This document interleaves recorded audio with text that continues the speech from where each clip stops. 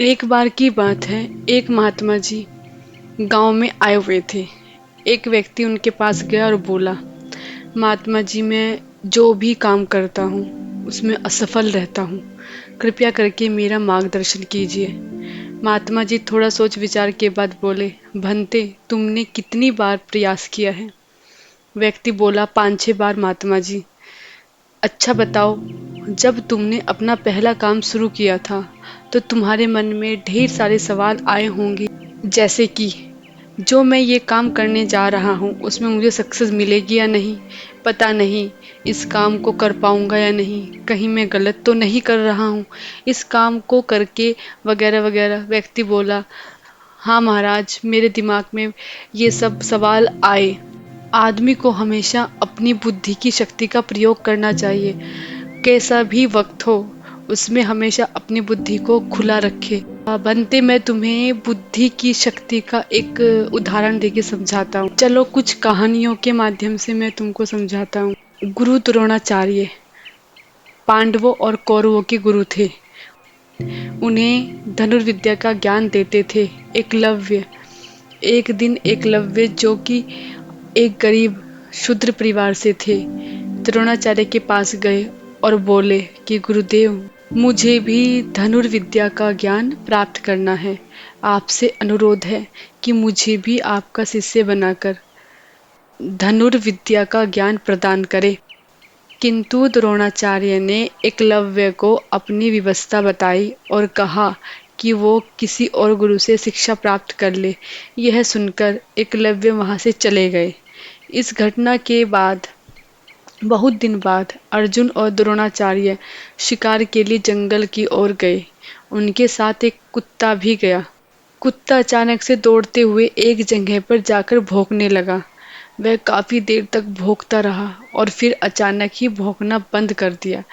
अर्जुन और गुरुदेव को यह कुछ अजीब लगा और वह उस स्थान की ओर बढ़ गए जहां कुत्ते के भौंकने की आवाज आ रही थी। उन्होंने वहां जाकर जो देखा वो एक अविश्वसनीय घटना थी। किसी के कुत्ते को बिना चोट पहुंचाए उसका मुंह तीरों के माध्यम से बंद कर दिया था। वह चाहकर भी नहीं भौंक सकता था। ये देखकर द्रोणाचार्य चौंक गए और सोचने लगे कि इतनी कुशलता से तीर चलाने का ज्ञान तो मैं मेरे प्रिय शिष्य अर्जुन को भी नहीं दिया, और न ही ऐसे भेदने वाला ज्ञान मेरे अलावा यहाँ कोई और जानता है। तो फिर ऐसी अविश्वसनीय घटना कैसे घटी? तभी सामने से एकलव्य अपने हाथ में तीर कमान पकड़े आ रहा था। यह देखकर तो गुरुदेव और भी चौंक गए। द्रोणाचार्य ने एकलव्य से पूछा, बेटा, तुमने ये सब कैसे कर दिखाया? तब एकलव्य ने कहा, गुरुदेव, मैंने यहाँ आपकी मूर्ति बनाई है और रोज इसकी वंदना करने के पश्चात मैं इसके समक्ष कड़ा अभ्यास करता हूँ, और इसी अभ्यास के चलते मैं आज आपके सामने धनुष पकड़ने के लायक बना हूँ। गुरुदेव ने कहा, तुम धन्य हो। तुम्हारे अभ्यास ने ही तुम्हें इतना श्रेष्ठ धनुर्धर बनाया है। और आज मैं समझ गया कि अभ्यास ही सबसे बड़ा गुरु होता है। दूसरी कहानी। रात का समय था। चारों ओर गुप्त अंधेरा छाया हुआ था। केवल एक ही कमरा प्रकाशित था। वहां 4 मोमबत्तियां जल रही थी। चारों मोमबत्तियां एकांत देख आपस में बातें करने लगी। पहली मोमबत्ती बोली, मैं शांति हूँ। जब मैं इस दुनिया को देखती हूँ तो बहुत दुखी होती हूँ। चारों ओर आपाधापी, लूट खसोट और हिंसा का बोलबाला है। ऐसे में यहाँ रहना बहुत मुश्किल है। मैं अब यहाँ और नहीं रह सकती। इतना कहकर मोमबत्ती बुझ गई। दूसरी मोमबत्ती भी अपने मन की बात कहने लगी। मैं विश्वास हूँ। मुझे लगता है कि झूठ, धोखा, फरेब, बेईमानी मेरा वजूद खत्म करते जा रहे हैं। ये जगह अब मेरे लायक नहीं रही। मैं भी जा रही हूँ। इतना कहकर दूसरी मोमबत्ती भी बुझ गई। तीसरी मोमबत्ती भी दुखी थी। वह बोली, मैं प्रेम हूँ। मैं हर किसी के लिए हर पल जल सकती हूँ, लेकिन अब किसी के पास मेरे लिए वक्त नहीं बचा। स्वार्थ और नफरत का भाव मेरा स्थान लेता जा रहा है। लोगों के मन में अपनों के प्रति भी प्रेम भावना नहीं बची। अब ये सहना मेरे बस की बात नहीं। मेरे लिए जीना, मेरे लिए जाना ही ठीक होगा, कहकर तीसरी मोमबत्ती भी बुझ गई। तीसरी मोमबत्ती बुझी ही थी कि कमरे में एक बालक ने प्रवेश किया। मोमबत्तियों को बुझा हुआ देख उसे बहुत दुख हुआ। उसकी आंखों से आंसू बहने लगे।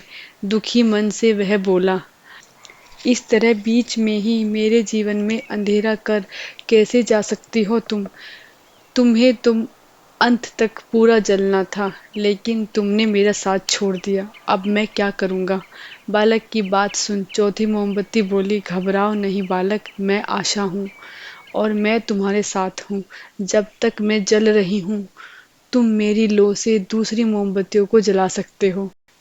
चौथी मोमबत्ती की बात सुनकर बालक का ढांढस बंध गया। उसने आशा के साथ शांति, विश्वास, प्रेम को पुनर्प्रकाशित कर दिया। हमें इस कहानी से यह सीख मिलती है, जीवन में समय एक जैसा नहीं रहता। कभी उजाला रहता तो कभी अंधेरा। जब जीवन में अंधकार आए, मन अशांत हो जाए, विश्वास डगमगाने लगे और दुनिया पराई लगने लगे, तब आशा का दीपक जला लेना। जब तक आशा का दीपक जलता रहेगा, जीवन में कभी अंधेरा नहीं हो सकता। आशा के बल पर जीवन में सब कुछ पाया जा सकता है, इसलिए आशा का साथ कभी न छोड़े। तीसरी कहानी। एक बार गांव के दो व्यक्तियों ने शहर जाकर पैसे कमाने का निर्णय लिया। शहर जाकर कुछ महीने इधर उधर छोटा मोटा काम कर दोनों ने कुछ पैसे जमा किए। फिर उन पैसों से अपना व्यवसाय प्रारंभ किया। दोनों का व्यवसाय चल पड़ा। 2 साल में ही दोनों ने अच्छी खासी तरक्की कर ली। व्यवसाय को फलता फूलता देख पहले व्यक्ति ने सोचा कि अब तो मेरा काम चल पड़ा है, अब तो मैं तरक्की की सीढ़ियां चढ़ता चला जाऊंगा। लेकिन उसकी सोच के विपरीत व्यापारिक उतार चढ़ाव के कारण उसे उस साल अत्यधिक घाटा हुआ। अब तक आसमान में उड़ रहा वह व्यक्ति यथार्थ के धरातल पर आ गिरा। वह उन कारणों को तलाशने लगा जिनकी वजह से उसका व्यापार बाजार की मार नहीं सह पाया। सबसे पहले उसने उस दूसरे व्यक्ति के व्यवसाय की स्थिति का पता लगाया जिसने उसके साथ ही व्यापार आरंभ किया था। वह यह जानकर हैरान रह गया था कि इस उतार चढ़ाव और मंदी के दौर में भी उसका व्यवसाय मुनाफे में है। उसने तुरंत उसके पास जाकर इसका कारण जानने का निर्णय लिया। अगले ही दिन वह दूसरे व्यक्ति के पास पहुंचा। दूसरे व्यक्ति ने उसका खूब आदर सत्कार किया और उसके आने का कारण पूछा। तब पहला व्यक्ति बोला, दोस्त, इस वर्ष मेरा व्यवसाय बाजार की मार नहीं झेल पाया, बहुत घाटा झेलना पड़ा। तुम भी इसी व्यवसाय में हो। तुमने ऐसा क्या किया कि इस उतार चढ़ाव के दौर में भी तुमने मुनाफा कमाया? यह बात सुन दूसरा व्यक्ति बोला, भाई, मैं तो बस सीखता जा रहा हूँ, अपनी गलती से भी और साथ ही दूसरों की गलतियों से भी। जो समस्या सामने आती है उसमें से भी सीख लेता हूँ, इसलिए जब दोबारा वैसी समस्या सामने आती है तो उसका सामना अच्छे से कर पाता हूँ और उसके कारण मुझे नुकसान नहीं उठाना पड़ता।